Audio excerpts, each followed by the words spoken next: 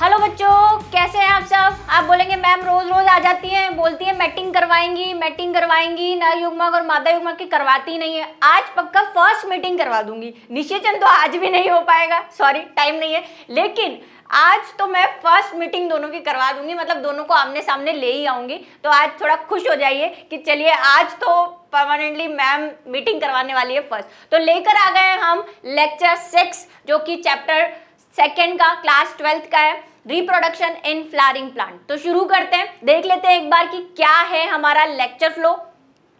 चलिए, chapter flow आपको पता ही है, क्या करना है, वही निषेचन करवाना है। यहाँ तक पहुंची नहीं है मैम, दुखी बहुत हो रहे हैं, पता है। उसके बाद अभी ये भी बचे हैं, अभी तो हम फर्स्ट टॉपिक तक ही टिके हुए हैं। क्या करें, बहुत बड़ा लंबा प्रोसेस है, इतनी आसानी से मीटिंग होती नहीं है, आपको पता ही है। तो आज का जो चैप्टर फ्लो है वो देख लेते हैं। आज हम पढ़ने वाले हैं बहिजनन युक्तियां। क्या है भाई साहब ये बहिजनन युक्तियां? तो बहिजनन युक्तियां अभी देखते हैं क्या है। एक ही टॉपिक है लेकिन बहुत इंपॉर्टेंट है बोर्ड के नजरिए से। बोर्ड में जो शॉर्ट नोट्स आते हैं उनमें काफी टाइम कुछ चैप्टर से लेना होता है, तो यही मिलता है, या तो स्वपरागण की युक्तियां, पर परागण की युक्तियां या बहिजनन की युक्तियां पूछ लिया जाता है, क्योंकि एक शॉर्ट नोट के हिसाब से बहुत अच्छा टॉपिक है ये और काफी इंपॉर्टेंट भी है। साथ में कंपटीशन एग्जाम के नजरिए से भी बहुत इंपॉर्टेंट है, क्योंकि इसमें कई ऐसे एग्जांपल्स हैं, कुछ फेमस टर्म्स हैं जो बहुत इंपॉर्टेंट होती है, जो हमें याद रखनी होती है कि ये क्या है, क्यों है और कैसे है। तो चलिए शुरू करते हैं। सबसे पहले देख लेते हैं बहिर्जनन क्या है।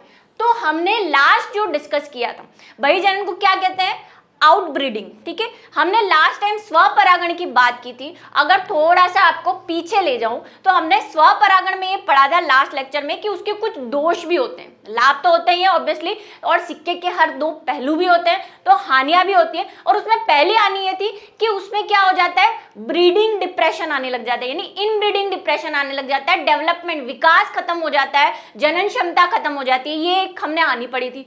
दूसरी हानि ये पढ़ी थी कि स्वपरागण में प्योर लाइन बनती है, मतलब शुद्ध नस्ल बनती है। लेकिन हम नहीं चाहते कि शुद्ध नस्ल बने, हमें वैरायटी चाहिए। हम एक ही दाल चावल दाल रोटी खाते खाते बोर हो गए, हम तो पिज्जा वीजा भी खाएंगे, ऐसा सोचना चाहते हैं अगर आप, तो आप क्या करेंगे, वेरिएशन लेके आएंगे। पिज्जा भी एक टाइप का बोर हो गए, नहीं एक ही टाइप का पिज्जा खाते हैं, तो आज तो हम इसमें हिंदुस्तानी तड़का मारेंगे, इसमें पनीर डालेंगे, इसमें मंचूरियन डालेंगे और नया बनाएंगे। तो ऐसा अगर दिमागी फितूर नेचर के और हमारे साइंटिस्ट के दिमागों में चलता रहता है, तो वो क्या करते हैं कि स्वपरागण को रोकने और उसके दोषों को हटाने के लिए पर परागण के लिए कोशिश करते हैं। और पर परागण की इन कोशिशों को ही एक अच्छा सा नाम दिया गया है, जिसे हम बोलते हैं बहिप्रजनन युक्तियां। क्योंकि बोर्ड में बहिप्रजनन आ जाए, बहिप्रजनन क्या था मैडम, पता है नहीं आपने तो पर परागण की युक्तियों को ही बहिप्रजनन युक्तियां भी कह देते हैं, ठीक है। Outbreeding device. सबसे पहला है भिन्न काल पक्वता। भिन्न का मतलब अलग अलग, काल मतलब समय, पक्वता मतलब मेच्योरिटी, काम खत्म। इसको क्या बोलते हैं, डचोगेमी। इंग्लिश वाला टिपिकल है, हिंदी वाले में सब कुछ क्लियर है, सिर्फ मोतियों में पिरोना है। चलिए, परागकोश व वर्तिकाग्र एक समय पर परिपक्व नहीं होते। समय परिपक्व तो होते हैं, मेच्योरिटी तो हो रही है, लेकिन समय अलग अलग है। कैसे अलग अलग है कि ये मान लीजिए फ्लावर है, ये इसकी प्यारी सी स्टिग्मा और ये प्यारा सा पुंकेसर, क्यूट लिटिल बेबी, ठीक है। अब परागकोश में परागकण तो परिपक्व हो गए, इस पे गिर भी गए भाई साहब, लकी मैन, ठीक है। लेकिन क्या है, इधर तो एग रेडी ही नहीं है, अंड कोशिका बनती है ना, वो तो तैयार ही नहीं है, तो बेड़ा गर्ग, बाबा जी का ठुल्लू, निषेचन हो ही नहीं पाएगा। चलिए क्या करेंगे अब, तो ऐसी सिचुएशन में स्वपरागण तो पॉसिबल ही नहीं है। क्या करना पड़ेगा, परागकणों को दूसरी जगह जाना पड़ेगा। इसका उल्टा भी हो सकता है कि परागकण ही रेडी नहीं है, अंड कोशिका रेडी है और कोशिका है, कभी ना कभी तो क्या हो जाएगी, मृत हो जाएगी। तो हो सकता है इसके मिच्योर होने से पहले ये महाशय तो चल बसे, तो फिर ऐसी कंडीशन में क्या नहीं हो पाएगा, स्वपरागण नहीं हो पाएगा। तो अतः स्वपरागण नहीं हो पाता, यह दो प्रकार का होता है, ठीक है। बोल ही दिया मैंने, वैसे उसको आप स्टेप्स में कर लेते हैं। तो पहली कंडीशन क्या है, पूर्वता। पू का मतलब पुंकेसर से, एंथर से है, और पूर्वता का मतलब बनना, ठीक है, पहले बनना, और इसी को हम बोलते हैं प्रोटोएंड्री। प्रोटो का मतलब मेल और एंड्री का मतलब मेच्योरिटी। तो जब परागकोश का परिपक्वन स्फुटन, स्फुटन मतलब डेhiscence, पराग मुक्ति मतलब पोलन ग्रेन का निकलना वर्तिकाग्र के परिपक्वन होने से पहले हो जाता है। मतलब वही स्टिग्मा मैच्योर नहीं है।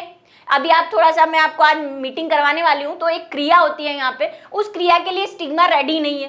एक तो चलो सेकेंडरी मैटर है, यहाँ पहुंचेगा उसके बाद की बात है, यही परिपक्व नहीं है तो वो परागकण को एक्सेप्ट ही नहीं करेगी।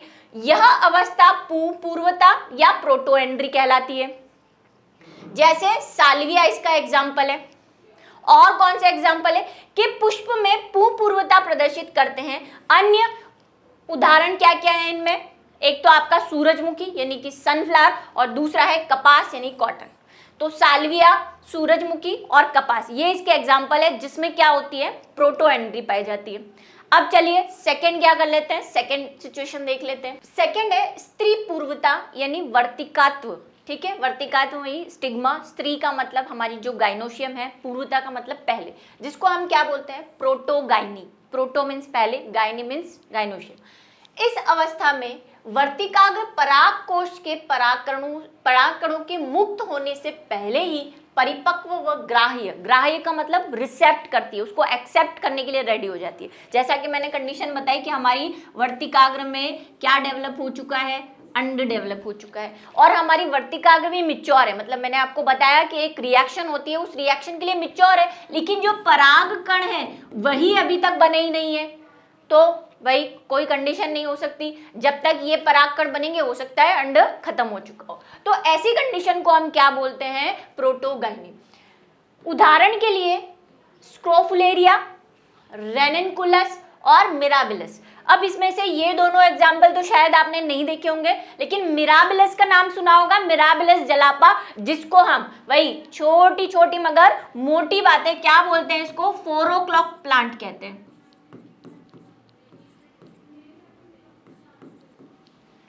ठीक है, 4 o'clock प्लांट। क्यों 4 o'clock प्लांट कहते हैं, अच्छी बात है, क्योंकि ये शाम को मतलब दोपहर हो जाने के बाद शाम होने पर उगता है, मतलब खिलता है। उगता है मीन्स खिलना होता है। ठीक है, इसलिए हम इसको 4 o'clock प्लांट भी कहते हैं, मिराबिलस जलापा को।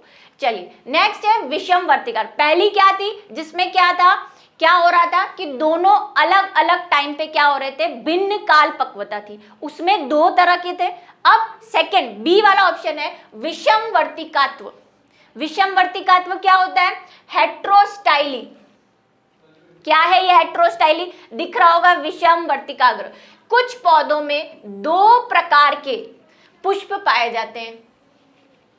कौन कौन है इसके एग्जाम्पल, प्रीमरोज। प्रीमरोज भी आपने देखा होगा, कैसा दिखता है प्रीमरोज, सुना होगा। प्रीमरोज क्या है, प्रीमरोज में 2 प्रकार के पुष्प पाए जाते हैं, एक तो होते हैं पिन आइड और दूसरे होते हैं थ्रमाइड। क्या बनाए हैं ये दोनों, तो देखिए प्रीमरोज का अगर हम फ्लावर बनाए तो ये तो हमारे क्यूट से डल हो गए, और प्रीमरोज में जो आपका सेपल्स होते हैं वो ऐसी कप लाइक स्ट्रक्चर बनाते हैं। ठीक है, अब इसमें देखिए यहां पे तो है आपकी गाइनोशियम। ठीक है, यानी कि क्या है आपका वर्तिकाग्र। अब मैं सिर्फ वर्तिकाग्र पूरे इसके पार्ट नहीं लिख रही, गाइनोशियम बोल दिया मैंने, यानी स्त्री केसर पूरा हो गया। ठीक है, अब दूसरे क्या है, पराग, जो पुंकेसर है हमारे या पराग कोश है, वो होते हैं यहां पे लगे हुए, ये कप लाइक स्ट्रक्चर हो गया और यहां पे लगे हुए रहते हैं, ये हो गए पराग कोश। ठीक है, या पूरा के पूरा पुंकेसर या एंथर, जो भी आप बोले। ठीक है, तो आप देख रहे हैं इसमें वर्तिकाग्र बहुत लंबी है और परागकश चिन्नू से छोटे से है, तो क्या हो गया, अब यहां से परागकण ऊपर गुरुत्वाकर्षण के विपरीत तो जाएंगे नहीं कि उड़ के चलो चलो चलो चलते हैं पराग कोश पे, ना इनके पास लिफ्ट है। भाई लिफ्ट नहीं है ना, ऊपर कैसे जाऊंगी, ऊंची है बिल्डिंग, लिफ्ट तेरी बंद है, यहाँ लिफ्ट के है ही नहीं, बंद होने का सवाल ही नहीं होता। ठीक है, तो अब परागकण पहुंच नहीं सकते, तो ऐसी कंडीशन को हम बोलते हैं पिन आइड। पिन आइड का मतलब जिसमें वर्तिकाग्र लंबा होता है, ऊपर से आप देखेंगे तो ऐसा लग रहा है एक पिन निकली हुई है, इसलिए इसको पिन आइड बोल दिया। दूसरी कंडीशन क्या है कि ये दूसरे तरह का फ्लावर है, इसके ये पेटल्स और यही कप लाइक स्ट्रक्चर, हम प्रीमरोज की बात कर रहे हैं। ठीक है, इसकी वर्तिकाग्र बनाते हैं और इसके ये रहे येलो बना देते हैं, चलो आपकी भी बात रख लेते हैं अलग अलग कलर में।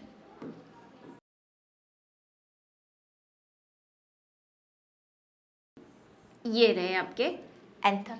अब इसमें देखिए इसकी क्या है, वर्तिकाग्र यानी स्टिग्मा तो बहुत छोटी है गाइनोशियम, और पुंकेसर बड़े हैं, तो इसको बोलते हैं थ्रमाइड। अब इस वाली कंडीशन में स्वपरागण मुश्किल है, क्योंकि परागकण ऐसे उल्टी डायरेक्शन में नहीं जाएंगे, हवा के साथ जाके, वायु के साथ जाके किसी दूसरे फ्लावर की स्टिग्मा पे चिपक सकते हैं, लेकिन यहाँ पे स्वपरागण के चांसेस ज्यादा है। तो यहाँ पे है, यहाँ पे पर परागण के चांसेस ज्यादा है। तो ये देखिए आपने कंडीशन, तो इन दो कंडीशंस की वजह से स्वपरागण जो है हम क्या कर सकते हैं, रोक सकते हैं। और इजीली जैसे हमने इस यहाँ की वर्तिका हटा दी, परागकोश रहने दिए, इधर से परागकोश हटा दिए, वर्तिका रहने दी, जो हमारी कंडीशन है उसके हिसाब से हम काम कर सकते हैं। तो ये पर परागण के लिए एक अच्छी युक्ति हो सकती है। ठीक है, तो ये आपने देखा।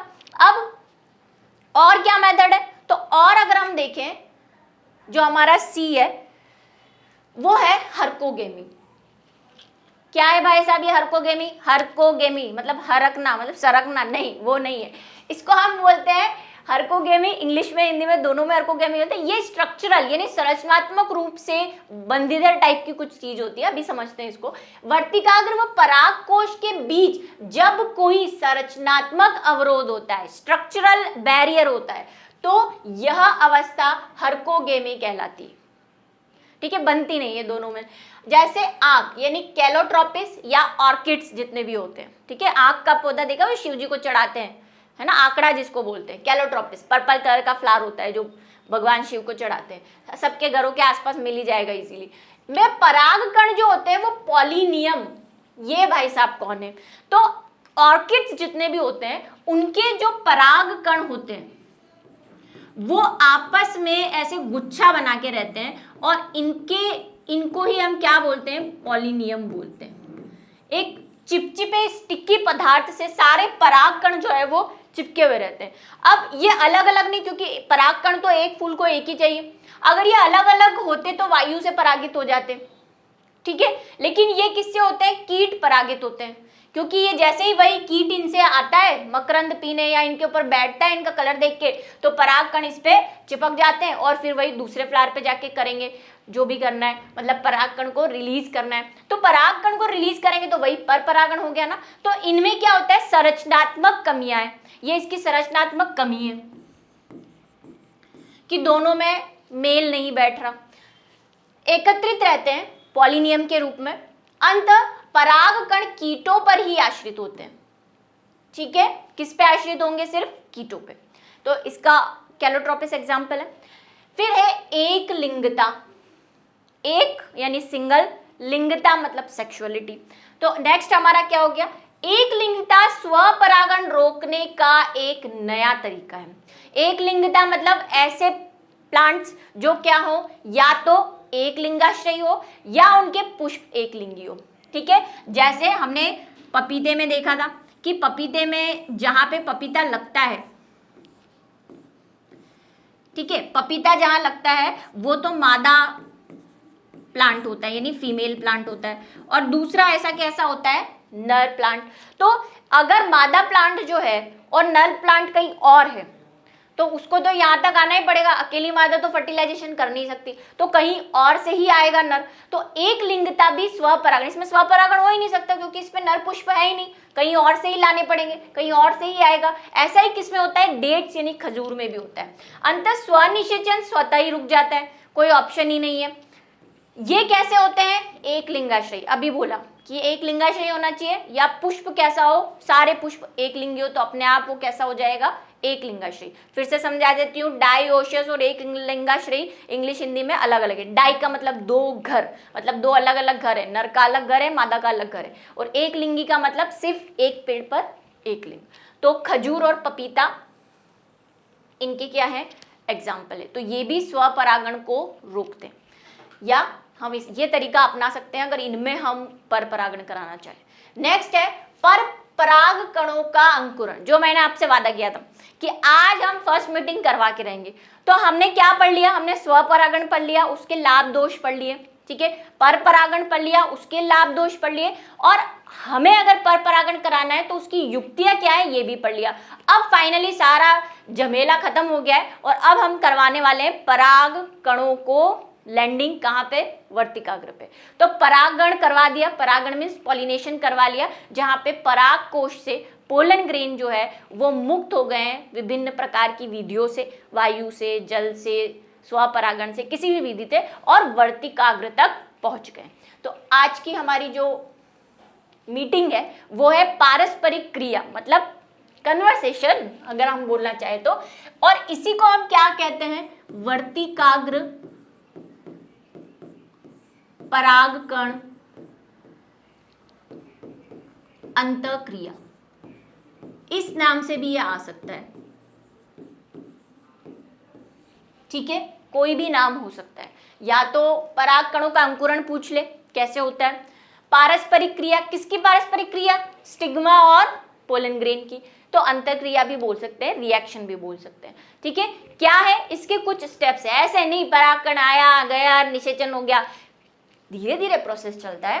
तो सबसे पहले क्या होता है कि पराग कण जो है वो वर्तिकाग्र पर पहुंचा, तो सबसे पहले हम वर्तिकाग्र बना लेते हैं। वर्तिका आपको मैंने दो तरह की बताई थी, अगर आपको थोड़ा सा ध्यान आ रहा हो, कि एक तो होती है सॉलिड, जिसमें क्या होती है, अंदर सेल्स होती है ना, भरा पड़ा रहता है ये पूरा इस तरह से बहुत सारे, और एक होती है खोखली,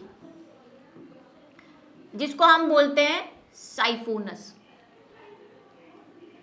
जिसमें क्या होते हैं, सेल्स तो होती है भाई, बिना सेल्स के तो कुछ भी नहीं बन सकता,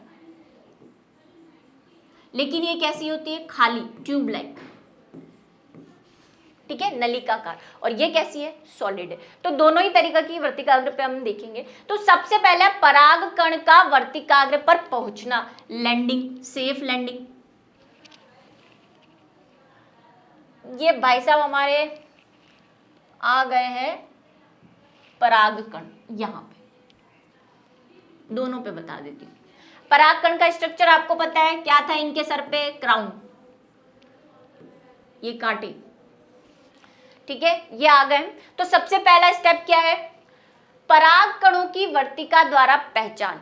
अब सबसे इंपॉर्टेंट बात, जो हर बार मैं निषेचन में या कोई भी चीज बताती हूँ, तब हमने पढ़ा था कि जब हमने परागण पढ़ा था, मीन्स पॉलिनेशन पढ़ा, तो मैंने कहा था उसी जाति, इस वर्ड को मत भूलना।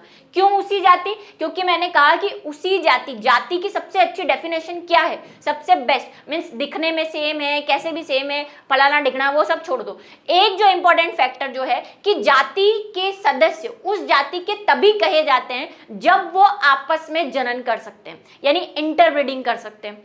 मान लो आप कहो कि नहीं, मैं तो नहीं मानू, मैं तो जनन करवा के रहूंगा चिंपांजी और ह्यूमन में, ठान लिया आपने कि नहीं मैं तो करवा के रहूंगा, तो मैं आपको बता दूं कि 99% जीन्स जो है हमारे और चिंपांजी के सेम है, उसके बाद भी हम में रिप्रोडक्शन नहीं हो सकता, क्योंकि हम सेम स्पीशीज के नहीं है। यही सबसे इंपॉर्टेंट पहचान है स्पीशीज होने की, कि आप किसी स्पीशीज के ग्रुप के मेंबर हैं। ये डिसाइड कैसे होता है, जनन से, ठीक है। ये थी छोटी छोटी मगर मोटी बात। 11th में पढ़ा है आपने, जब जाति पढ़ा होगा, जब लीनियस का क्लासिफिकेशन पढ़ा होगा आपने, तब ये जरूर पढ़ा होगा। मैं 11th में फिर ज्यादा नहीं जा रही, फिर मेरे को वापस निकालना मुश्किल हो जाता है वहां से। तो जनन है, फिर संकरण भी पढ़ेंगे। अभी बोलेंगे नहीं होता है, संकरण आ रहा है, चिंता मत करो, उसको भी डिटेल में पढ़ेंगे। अभी हम बात कर लें तो क्यों होता है ऐसा, क्योंकि यहाँ पे जब पराग कण वर्तिकाग्र पर गिरता है तो वर्तिकाग्र एक तरह का, जैसे ये पराग कण है,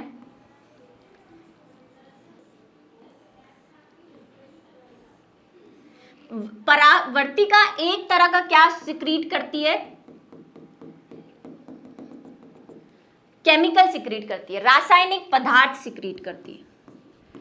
अब थोड़ा सा अगर मैं डिटेल में जाऊं तो वो होता है सुक्रोज। सुक्रोज क्या है, एक तरह की कार्बोहाइड्रेट है जी, ठीक है। तो ये सुक्रोज रिलीज करती है। ये सुक्रोज परागकण पहचानता है, ठीक है, कि ये मेरी कास्ट का है कि नहीं, मेरी जाति का है कि नहीं, तब तो मैं अंकुरण करूं, नहीं तो वाह। लेकिन ये सारी रिस्पॉन्सिबिलिटी किसकी होती है, वर्तिकाग्र की। पहचान कौन करता है, वर्तिकाग्र करती है। ये वर्तिकाग्र पहचानेगी कि ये परागकण मेरी स्पीशीज का है या नहीं, मेरी जाति का है नहीं। अगर ये दूसरी जाति का होगा तो ये इसको अस्वीकृत कर सकती है। अस्वीकृत का मतलब डंप कर सकती है, मेरे को नहीं करना द्विनिषेध, मेरे को नहीं करना फर्टिलाइजेशन, जाओ भाई आप तो हमारे कैटेगरी के नहीं हो, आप हमारे लेवल के लिए नहीं हो, भाग जाओ यहाँ से, तो मना कर देती है। अगर ये उसी स्पीशीज का है, मीन्स अगर मैंगो की कोई स्पीशीज है और ये भी मैंगो की उसी स्पीशीज का है, ये अगर किसी बेसल यानी कि तुलसी की स्पीशीज की है और ये भी सेम उसी स्पीशीज का है, स्पीशीज कैसे पता चलेगी? उसके वंश यानी कि आगे के नाम के पीछे जो सरनेम होता है, दूसरा वाला नाम, सेकंड नाम, वो उसकी स्पीशीज बताता है। जैसे मैंजीफेरा इंडिका, ये मैंगो की एक स्पीशीज है। मैंजीफेरा इंडिका की बहुत सारी स्पीशीज और भी हो सकती है, जैसे एक है मैंजीफेरा एडोर्टा, ये एक टाइप की और स्पीशीज है। तो मैंजीफेरा इंडिका और मैंजीफेरा एडोर्टा दोनों है तो मैंगो, लेकिन इनमें निषेचन पॉसिबल नहीं है क्योंकि ये दोनों ही अलग स्पीशीज है। तो ये पहचानती है, जब ये इसको स्वीकृत कर देती है, परमिशन दे देती है भाई कि ठीक है आप हमारी कैटेगरी के हो, आप कर सकते हो, तो तब आता है नेक्स्ट स्टेप, जो कि क्या होता है? पहला हो गया परागकण वर्तिकाग्र की पहचान कर ली, दूसरा है परागकणों का वर्तिकाग्र स्त्रावित पदार्थ, जो मैंने बता दिया वो क्या पदार्थ है, और जल का अवशोषण। जल का अवशोषण कहाँ से करेंगे? वर्तिकाग्र सुक्रोज करें, उसके साथ कुछ वाटर की मॉलिक्यूल्स भी सिक्रीट करती है, या बाहरी वातावरण से भी वो क्या कर लेता है? ले लेता है। अब इसके बाद क्या होगा? अब पानी गया परागकण में, ठीक है, चला जा रहा है, अवशोषित करता जा रहा है तो सेल्स ही, सेल से पानी अवशोषित क्या करेंगी? तो क्या करेंगी? फूलेंगी, है ना? वो बोलते ना हम तो पानी पी पी के फूल रहे हैं, तो वैसे ये पानी पी पी के फूल जाता है। अब आपको अगर थोड़ा सा ध्यान हो तो हमने बात किया था कि परागकण पे एक्साइन होती है, मतलब बहिश्चोल होता है जो स्पोरोलेनिन का होता है, याद आया? और स्पोरोलेनिन जीव जगत में पाया जाने वाला सबसे हार्डेस्ट सब्सटेंस है, इसको पानी वानी धूप कुछ इकट्ठा नहीं करता। तो फिर अब ये कैसे फूला, ये बड़ा कैसे हुआ? तो ये ऐसे हुआ कि हमने पढ़ा ये स्पोरोलेनिन है, लेकिन आपको परागकण का एक स्ट्रक्चर मैंने जब डिटेल में बताया था तब बताया था कि कहीं कहीं पे स्पोरोलेनिन नहीं होता। परागकण का स्ट्रक्चर याद नहीं आ रहा हो तो पिछला वीडियो देखें, ठीक है? तो परागकण में कहीं कहीं पे जहां जहां पे ये एक्साइन नहीं होती है या स्पोरोलेनिन नहीं होता है, उसको हमने एक नाम दिया था जनन छिद्र, जर्मिनल पोर। बस काम हमारा खत्म। अब ये यहां से नहीं फूल सकता, यहां से नहीं फूल सकता, यहां से नहीं फूल सकता, तो जहां उसको जगह मिलेगी वहां से फूलेगा। तो ये क्या होता है? ये यहां से फूलना शुरू होता है, बाहर निकलना शुरू हो जाएगी कोशिका, उसको थोड़ा सा स्पेस मिला, वो एक ट्यूब लाइक स्ट्रक्चर निकाल लेती है। वही ट्यूब लाइक स्ट्रक्चर क्या है हमारा? वही ट्यूब लाइक स्ट्रक्चर हमारी है पराग नलिका, जिसी को हम क्या बोलते हैं? Pollen tube. चलिए, परागकण का अंकुरण, अंकुरण मतलब पराग नलिका का निकलना, पोलन ट्यूब का निकलना। कैसे निकली आपने देख ही लिया, जहां पे जनन छिद्र था वहां से पोलन ट्यूब। अब ये पोलन ट्यूब निकली कहां से? अगर आपको परागकण ध्यान है तो आप बोलेंगे परागकण तो कैसा था? द्विकोशिकीय था, जिसमें एक कोशिका ये थी जनन कोशिका और दूसरी वाली कोशिका थी कायिक कोशिका। मैंने आपको बताया था कि कायिक कोशिका से ही क्या निकलती है? पराग नलिका निकलती है। वही कह रही हूँ, पिछला वीडियो देख के आए हैं परागकण की संरचना वाला, अगर आपको नहीं ध्यान आ रहा हो तो कायिक कोशिका ही क्या बनाती है? ये पराग नलिका बनाती है। इसका कोई रोल नहीं है अभी जनन कोशिका का। ये दूसरी कौन सी थी? जनन कोशिका।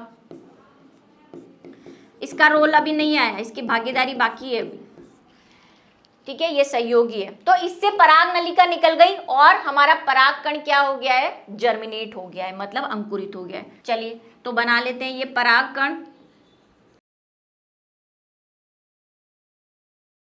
ठीक है? और इसमें से हम बना लेते हैं हमारी निकलती हुई पराग नलिका। यहाँ पे कुछ इंपॉर्टेंट है, अभी मैं वही स्टिग्मा नहीं बना रही हूँ, ये सारे प्रोसेस कहाँ हो रहे हैं? स्टिग्मा पे हो रहे हैं, लेकिन मैं बना नहीं रही हूँ, मुझे कुछ इंपॉर्टेंट बात बतानी है। परागकण की जनन कोशिका का विभाजन, पर उससे पहले एक चीज, जैसे ही पराग नलिका बनती है, जो भी परागकण में, परागकण ये रहा, इसमें कौन सी है? एक तो कायिक कोशिका का केंद्रक बचा होगा और एक जनन कोशिका बची होगी। यह सारा मटेरियल यहाँ आ जाता है, यानी कि एक तो आ गई हमारी कौन सी? जनन कोशिका, और दूसरा कौन सा आ गया, कायिक कोशिका का केंद्र।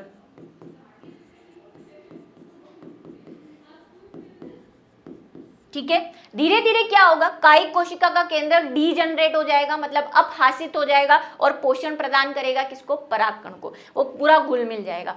अब जब ये पोलन ट्यूब बन जाती है तो जनन कोशिका में जहां पे क्या है, एक केंद्रक है, ये विभाजित हो जाता है और विभाजित होके क्या बना लेता है, दो केंद्र,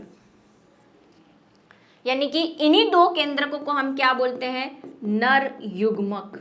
पहले भी नर युग्मक था लेकिन अब दो नर युग्मक हो गए। और इंपॉर्टेंट बात, स्टार लगा के, विभाजन कौन सा होगा, समसूत्री, क्योंकि पहले ही हम अर्धसूत्री बनाकर नर युग्मक बना चुके हैं, अब अर्ध करेंगे तो और भी आधे हो जाएंगे, एन का क्या आधा करोगे, ठीक है, तो ये ऑलरेडी अर्धसूत्री है, मतलब अगुणित है, तो अब इनमें समसूत्री विभाजन होगा और दो केंद्रक बन जाएंगे। एक और बना लो, ये लो जी मैम, बना दिया। ठीक है, तो इस अवस्था में क्या होगा, जनन कोशिका का विभाजन कैसा, समसूत्री। ठीक है, नेक्स्ट है पराग नलिका का बीजांड द्वार तक पहुंचना। कैसे बीजांड द्वार तक पहुंचना, लेकिन उससे पहले एक इंपॉर्टेंट टॉपिक जो मैं यहां आपको समझाने वाली हूं, जो बुक में नहीं है। ठीक है, वही छोटी छोटी मगर मोटी बातें, कि ये सिर्फ ऐसे निकलता है और बीजांड द्वार तक नहीं पहुंचता। मैंने आपसे कहा कि कैसी प्रकार की हमारे पास वर्तिकाग्र है, दो प्रकार की, एक तो साइफोनस जो खाली है, ट्यूब लाइक है, और दूसरी होती है सॉलिड। अगर साइफोनस है तो कोई दिक्कत नहीं, लेकिन अगर सॉलिड है तो जब पराग नलिका इसमें प्रवेश करेगी, ये प्रवेश करी, इसके पास क्या है, दो नर युग्मक है। ठीक है, दो नर युग्मक है, तो अब ये जैसे जैसे नीचे जाएगी, नीचे जाती जाएगी, तो यहाँ पे तो पूरा भरा पड़ा है, ये इसको धक्का देती जाएगी, नीचे नीचे जाती जाएगी। अब यहाँ पे एक चीज क्या हो सकती है कि ये कोशिकाएं वापस बन सकती है, क्योंकि मरम्मत तो होनी है, आपको पता है ना, जहां जख्म लगा वहां मरम्मत तो होनी है।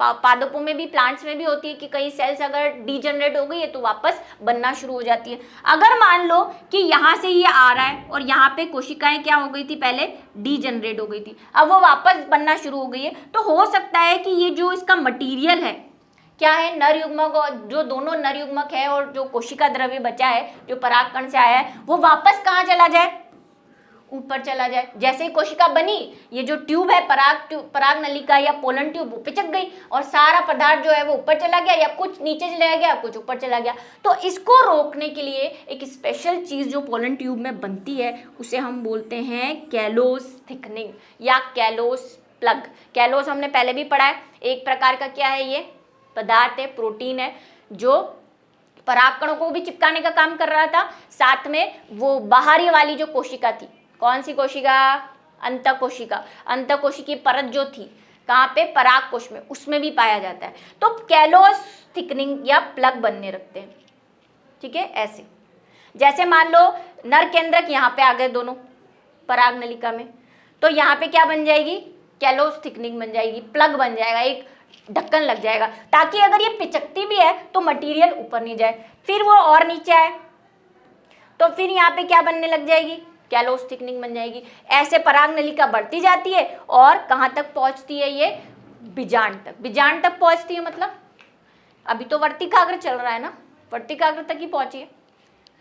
चलिए कैसे बीजांड तक पहुंचती है, अब हम पूरी वर्तिका बनाते हैं।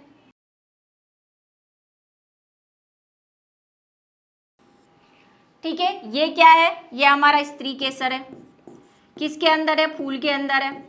बार बार बताने की मेरे को लगता नहीं अब जरूरत है, सब समझ गए होंगे, समझदार हो सब। अब क्या है, यहाँ पे क्या होता है, यहाँ पे बीजांड लगे होते हैं, तो मैं आपको एक बीजांड बना देती हूँ, अभी एक ही बना रही हूँ, बहुत सारे भी हो सकते हैं, एक भी हो सकते हैं, ये पहले से मैं बता चुकी हूँ। और यहाँ पे हमारा कौन होगा, भ्रूण कोश, जिसको हम क्या बोलते हैं, एम्ब्रियो सेक। एम्ब्रियो सेक में क्या था, ऊपर 3 कोशिकाएं थी, यानी कि कौन सी, निभाग की ओर जो कोशिकाएं थी और नीचे की ओर जो कोशिकाएं थी, जिसमें से एक कोशिका कौन सी थी, हमारी अंड कोशिका, और पास वाली सिनर्जिएट यानी सहायक कोशिका थी। इतना हमने पढ़ा था, ये यहाँ बना हुआ है। इधर से हमारा परागकण जर्मिनेट हो चुका है और पोलन ट्यूब आ रही है, बढ़ती जा रही है, वही कैलोस प्लग बनते जा रहे हैं और दो इसमें क्या है, परागकण है। ठीक है, परागकण हो गए। अब ये पोलन ट्यूब बढ़ती जा रही है, बढ़ती जा रही है, यहाँ पे ये बीजांड लगा हुआ है। ठीक है, ये क्या है, बीजांड प्लासेंटेशन जिसको हम बोलते हैं। मैंने एक ही बनाया है समझाने के लिए। तो ये जो पराग नलिका है ये कहाँ तक पहुंचेगी, बीजांड द्वार तक पहुंचेगी। अब इंपॉर्टेंट फैक्ट यहाँ पे है कि पादप जगत में 3 तरह से पराग नलिका जो है वो भ्रूणपोष या बीजांड में प्रवेश करती है। बीजांड प्रवेश कैसे, 3 तरह से। पहली कंडीशन क्या है कि हमारी जो पराग नलिका है वो कहां से प्रवेश करे, अध्यावरण से।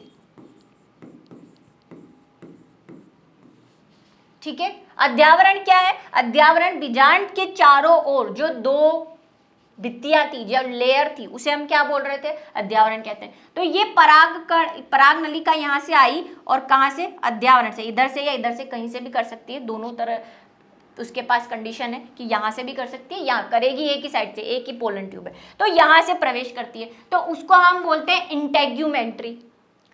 ठीक है, दूसरी होती है बीजांड द्वार से।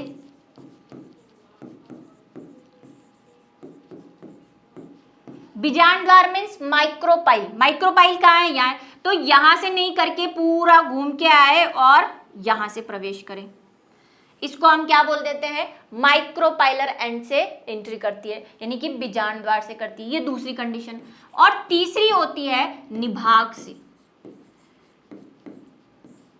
इसको बीजांड द्वारीय भी बोलते हैं, इसको अध्यावरणीय भी बोलते हैं और इसको निभागीय भी बोलते हैं। ठीक है, बुक में तो वैसे इतना डिटेल में है नहीं, किसी और बुक में मिले आपको तो निभाग का है यहाँ पे। तो क्या हो कि वो कहाँ से प्रवेश करे, सीधी इस तरह से, लेकिन कहीं से भी प्रवेश करे, मतलब अगर अध्यावरण से प्रवेश करे, निभाग से प्रवेश करे और बीजांड द्वार से करती है तो कोई बात नहीं, लेकिन पोलन ट्यूब पहुंचेगी कहाँ, यहीं बीजांड द्वार की ओर, यानी अंड कोशिका की ओर। जैसे मान लो आपको मैं बताती हूँ कि इसने अध्यावरण से या निभाग से प्रवेश किया, तो ये हमारा हो गया, ठीक है, ये हमारा भ्रूणकोश। अब पोलन ट्यूब आई, ये आई पोलन ट्यूब, इसने कहां से प्रवेश किया, निभाग से। निभाग से भी आएगी तो ये जाएगी इधर ही, ऐसे घूम के जाएगी, क्योंकि इसको कहां पहुंचना है, इसको अंड कोशिका तक पहुंचना है, और अंड कोशिका कहां है, बीजांड द्वार की ओर ही होती है, ये हम पहले पढ़ चुके हैं। तो बीजांड द्वार पर ही जाएगी अल्टीमेटली, रास्ता एक ही है इसके पास, तो कहीं से भी जाए बीजांड द्वार। और मैक्सिमम मीन्स अगर हम एंजियोस्पर्म की बात करते हैं तो एंजियोस्पर्म में जो पोलन ट्यूब होती है वो अधिकतर कहां से प्रवेश करती है, बीजांड द्वार से। इसीलिए आप फोटोग्राफ देखेंगे, डायग्राम देखेंगे, किसी बुक में पढ़ेंगे जिसमें ये 3 कंडीशन नहीं दे रखी है, उसमें बीजांड द्वार ही आएगा, क्योंकि अल्टीमेटली वैसे भी उसको जाना है और अधिकतर में बीजांड द्वार से ही प्रवेश करती है पराग नलिका। तो आज का जो ये टॉपिक है ये समझ में आया कि कैसे पराग कण अंकुरित हुए, पराग नलिका आई और कहां तक पहुंच गई है, अंड कोशिका तक पहुंच गई है। लेकिन क्या हुई है, आज से फर्स्ट मीटिंग हुई है, अभी निषेचन बाकी है, तो देख लेते हैं क्या पढ़ा हमने आज।